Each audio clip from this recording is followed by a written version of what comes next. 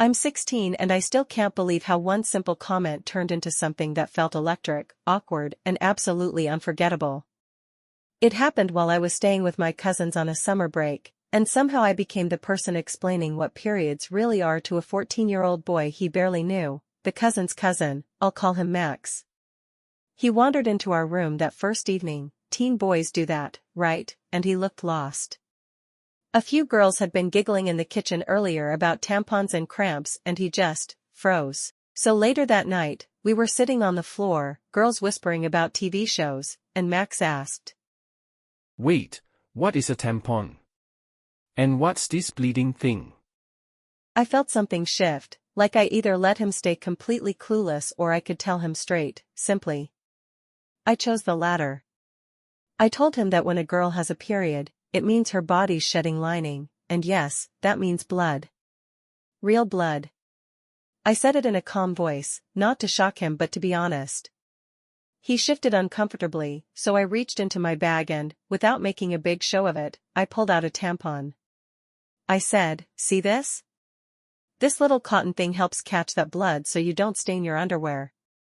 I told him how to use it: just insert, change regularly, throw it away. He stared at it like it was from another planet.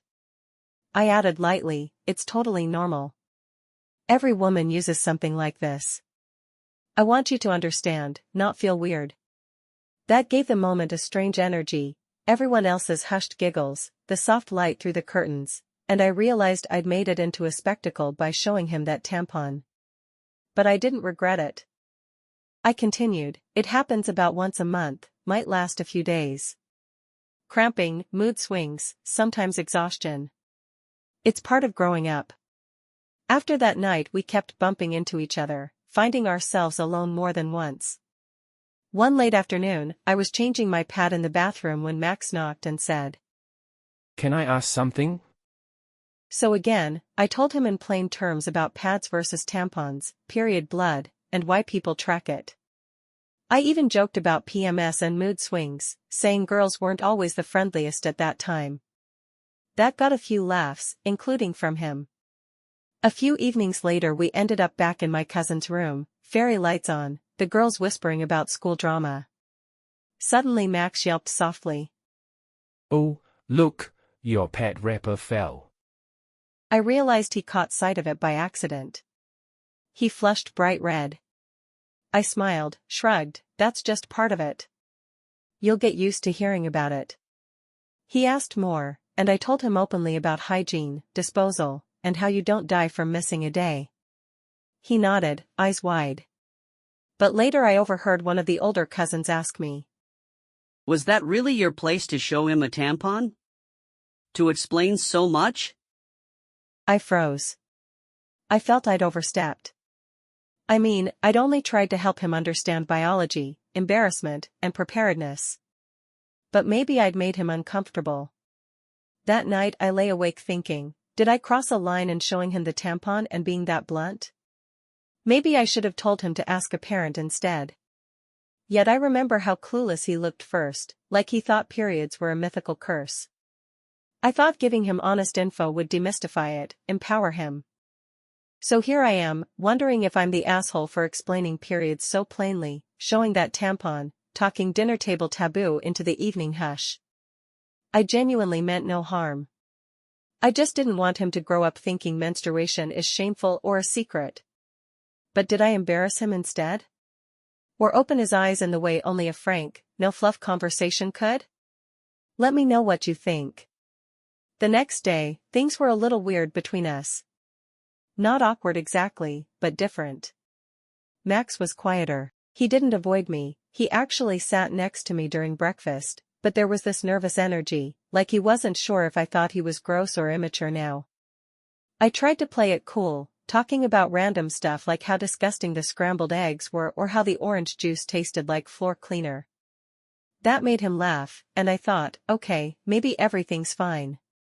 But then later, while everyone was out by the pool, Max came up to me alone in the kitchen. He looked really serious. "So, does it hurt? I mean, the period thing. You said cramps. Like, how bad?" I don't know why, but I felt this little twist in my stomach, like part of me was proud he trusted me enough to ask. So I told him the truth. I said, yeah, sometimes it really sucks. Like, bend over in pain kind of sucks. Imagine someone grabbing your insides and twisting them while your back aches and your head pounds. He flinched a little, but then said softly, Damn. That sounds awful. I smiled. It is.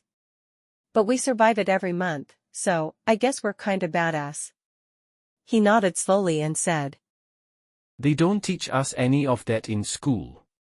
We had this half-ass health class and all I remember is a cartoon uterus and some dude laughing about boobs. That made me roll my eyes so hard. Exactly. That's why I told you everything. I don't want you to be another clueless guy who thinks periods are just girls being dramatic. He looked down at the counter, and then he asked, Why do people act like it's so gross? It's just blood, right? I paused before answering.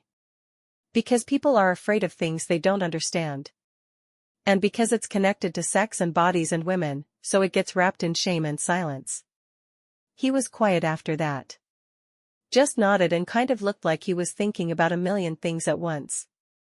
That night, when we were watching a movie on the couch with everyone else, he sat near me again. Our elbows touched. And during a slow part of the movie, he leaned over and whispered, Thanks for not making me feel stupid. I didn't say anything. I just smiled. Because even if I'd crossed a line, even if someone thought I should have kept my mouth shut, in that moment, I knew I'd done something right. The next day, I left my bag open by accident in the living room. I didn't think anything of it until I saw Max glance in and freeze. A tampon was just sitting there on top, still in the wrapper, but unmistakable. His eyes went wide for half a second, but then, he shrugged. And he didn't look away like he was ashamed. He looked at me and gave the smallest, most confident nod. Like I get it now, I'm not weirded out anymore. That was the moment I knew he'd really listened. But of course, it didn't stop there. Later that night, the real chaos started. My older cousin, Amanda, apparently overheard a piece of one of our earlier conversations, just enough to know I'd shown Max a tampon and talked to him about periods. She cornered me in the hallway while I was brushing my teeth, arms crossed, looking like she was about to explode. Did you seriously tell Max all about your period? Like, all of it? And show him stuff? I spit out my toothpaste and stared at her. Yeah? I mean, I didn't go into insane detail. I just told him the basics. Her jaw clenched. You don't think that's inappropriate? That's not your kid. Not your brother. That's someone else's son. I didn't even know what to say. My face burned with heat. He asked questions. I answered them. No one was forcing anything. She didn't back down. It's not your job to be his health teacher. But I wasn't backing down either. It is my job to not treat normal human stuff like it's a dirty secret. He's gonna learn eventually. Better he hears it without mockery or shame. Amanda rolled her eyes and stormed off. But the next morning, she was all cold and quiet toward me. I could feel the shift. Like I'd broken some rule I didn't know existed. That night, Max came to me again. We were both outside on the porch, away from the noisy living room. He looked nervous. Fidgety. I asked what was up. He said, Did I get you in trouble? I shook my head. You didn't do anything wrong.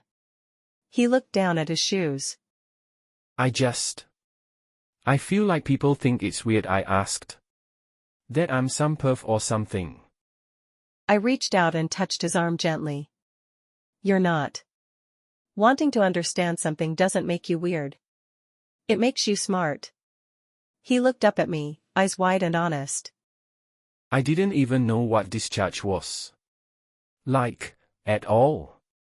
I thought it was pee or something. You don't realize how much guys don't get taught. That cracked something in me. The frustration, the years of hearing boys laugh when girls bled through pants, the way we all learned to whisper "I need a pad" like we were confessing to murder. So I told him everything. Not in a creepy, detailed way. But I talked about how discharge is normal, how sometimes periods come early, how cramps can feel like your whole body is fighting you, and how we still have to go to school, sit through math class, smile at people, pretend we're not in pain. He just listened. And honestly, I'll never forget the look on his face. He just listened. That whole time, Max sat there like someone was giving him the pieces to a puzzle he'd never realized was missing. He didn't interrupt, didn't laugh, didn't get awkward. Just listened. And I think that's what made everything spiral, because someone must have seen us on the porch that night. Sitting a little too close. Me leaning in. Him looking at me like I was the only person on earth speaking a language he could finally understand. The next morning, all hell broke loose. I walked into the kitchen and instantly felt it. The tension. My aunt, Amanda's mom, gave me this sharp, clipped look like I'd just kicked her dog. Amanda wouldn't even look up from her phone. Max wasn't there. Then my uncle, Max's dad, stormed in from the backyard. He didn't say good morning. Didn't smile. Just stood there in front of the fridge, breathing like he'd just run a mile uphill. "We need to talk," he said, voice low and cold. I blinked. Okay. In private. He pulled me aside into the hallway, and I swear the walls closed in on me. I had no idea what was going on, but I felt my stomach drop into my knees. He started calmly, too calmly. "There have been some concerns about your interactions with Max." My blood ran cold. What kind of concerns? He crossed his arms. "That you may have crossed some boundaries. Inappropriate topics, inappropriate behavior. He's a 14-year-old boy." I couldn't breathe for a second. Wait, what? Are you serious? I just talked to him about periods, because no one else ever did. He asked questions. I answered. That's it. He squinted at me like he didn't believe a word of it. "So you're saying there was no touching? No demonstrations, no alone time at night?" I laughed. I actually laughed, because it was so ridiculous. Demonstrations? What, like a tampon tutorial equals seduction now? Are you hearing yourself? He didn't laugh. "This is serious. If what I've heard is true, this could fall under misconduct. Maybe even something legal." My jaw dropped. You think I, what, groomed him? Are you out of your mind? He didn't answer. Just stared. And in that silence, something broke inside me. I felt all the shame they were trying to dump on me, like I'd done something dirty by explaining biology. Like I'd polluted this boy's innocence with science and honesty. Because I had a uterus and dared to talk about it. He left it hanging in the air, that vague thread of consequences, of legal options. And then he told me to stay in my room until they decided what to do. I was grounded. In a house that wasn't even mine. For telling the truth. I cried. Not loud sobs, not dramatic weeping. Just quiet, stunned tears. Because I realized the story being told around me had nothing to do with reality. It had everything to do with what people thought a girl like me might do if she spent too much time with a boy like him. And then Amanda knocked on the door. I wiped my face and opened it. She stood there, arms crossed, jaw set. You should pack your things. I blinked. Seriously? She nodded. Mom's freaking out. Max's parents are saying they might press charges. For, like, grooming or something. I felt my stomach turn. That's insane. You know I didn't do anything wrong. Amanda looked conflicted, but her voice stayed flat.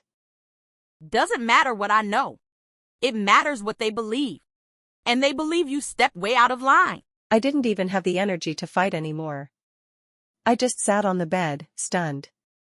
Max came to the doorway later. They didn't know he had. He knocked softly and then stepped inside without waiting. He looked like he hadn't slept. His eyes were red. I didn't tell them anything bad, I just said we talked. That you explained stuff. I said thank you. And they freaked out. I nodded, trying to keep my voice steady.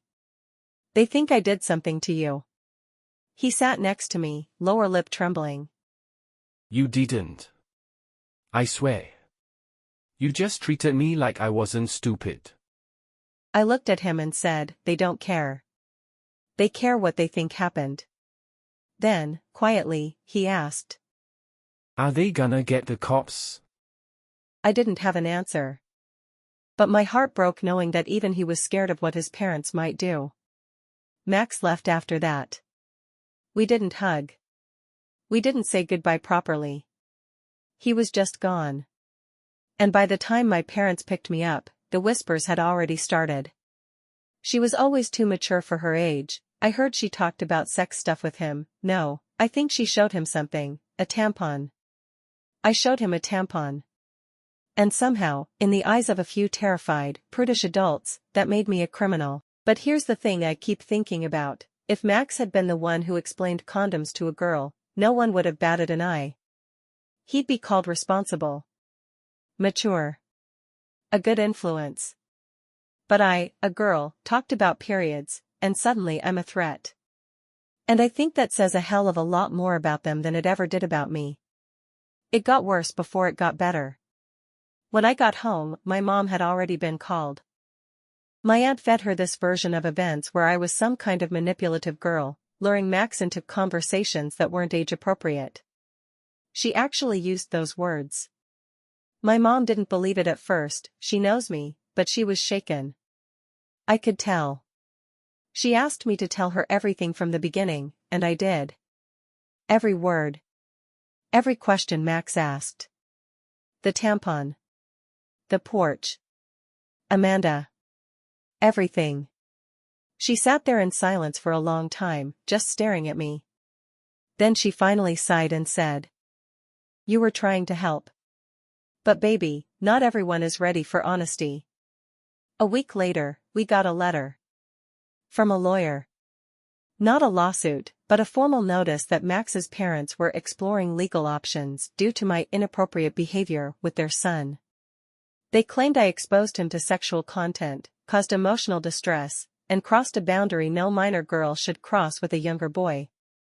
I wanted to scream. A tampon. A conversation about cramps. That's all it took for them to spin this narrative where I was the danger. Not the silence. Not the ignorance. Not the ridiculous way schools pretend bodies don't exist until they're suddenly everyone's problem. No, I was the villain now. My mom hired a lawyer, too. She wasn't taking chances. The lawyer asked me to write everything down in detail, every conversation, date, place, what was said, who was present. It felt invasive, and I hated doing it, but I did. I told the truth, again and again, hoping the truth would be enough. But part of me was terrified. What if they took it to court? What if some old judge decided that a girl explaining periods to a boy meant she was perverse? That I corrupted him? What if I got a record? What if I couldn't go to college? What if this one ridiculous misunderstanding ruined my life? And then, just when things felt unbearable, Max spoke up. He wrote a letter. To my mom. To his parents. And, as I found out later, to his school counselor. In it, he explained everything. He said I treated him with respect. That I never made him uncomfortable. That the only reason he even knew what a period was now was because I explained it in a way he could understand. That it didn't feel dirty, or weird, or wrong, it felt real. He said I never touched him, never flirted, never crossed a line. That he trusted me, and that everyone else was freaking out over nothing. He ended it with, I didn't know what a tampon was until she showed me one. Now I do. That shouldn't be a crime. It hit them like a truck. The case dissolved instantly. Their lawyer ghosted us after realizing there was nothing there. Nothing to press. No evidence, no behavior, no messages, no misconduct. Just one girl telling one boy the truth about something half the planet experiences every month. But the damage was already done. My name still floated around the family group chats like a warning. Amanda told people I got away with it because I was clever. Some of the adults still acted cold toward me, like I'd narrowly escaped some terrible label. And even though there were no charges, no court, no proof, I still felt like I'd been judged and sentenced by everyone around me. Except Max. He messaged me a week later. Just a simple, hey. Thank you again. I don't care what they say. That one line was enough to make me cry in my room. Because I realized, no matter what the grown-ups tried to twist, the truth stayed with the person who mattered. He knew I wasn't a threat. I was the first person to treat him like someone worth educating, not someone to shelter in ignorance. And I still stand by it. If I had to do it all over again, I'd still pull that tampon out of my bag. I'd still explain everything. I'd still answer his questions. Because no one deserves to be left in the dark about their own body, or anyone else's. And if honesty makes people uncomfortable, maybe it's not the truth that's the problem. Maybe it's them.